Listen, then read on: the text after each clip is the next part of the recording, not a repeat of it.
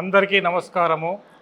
ఈరోజు మా అమ్మగారి యొక్క వర్ధంతి దినం సందర్భంగా మేము చాలా రోజుల నుంచి కూడా అనుకుంటున్నాము మీ యొక్క ఆశ్రమంకు రావాలని. ఇక్కడ చూసిన తర్వాత చాలా మాకు ఆనందంగా ఉన్నది. ఎప్పుడు ఇలాంటివి మేము చూడలేదు. ఇక్కడ వచ్చిన తర్వాత మాకు సంతృప్తికరంగా ఈ అన్నదానం చేసినందుకు మాకు చాలా సంతృప్తికరంగా ఉన్నది. మళ్ళీ ఇలాంటిది ఎప్పుడైనా చదివితే మళ్ళీ కూడా వచ్చి మేము చేయగలము.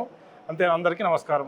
అమ్మా నాన్న అనాథాశ్రమంలో జీవిస్తున్న నా అంటూ ఎవరూ లేని 600 మంది అన్నదానానికి సహకరించి పుణ్యం కట్టుకోండి. వారి నిత్యాన్నదానం నిమిత్తం బియ్యం, పప్పు, కూరగాయలు వంటి కిరాణా సామాగ్రిని అందించి మానవత్వం చాటండి. మీ ఇంట జరిగే పుట్టినరోజులు, పెళ్లి రోజులు, పెద్దల వర్ధంతి కార్యక్రమాల వేళ ఈ అభాగ్యులకు శక్తి మేర అన్నదానం చేసి ఆయురారోగ్య అష్టైశ్వర్యాలతో జీవించండి.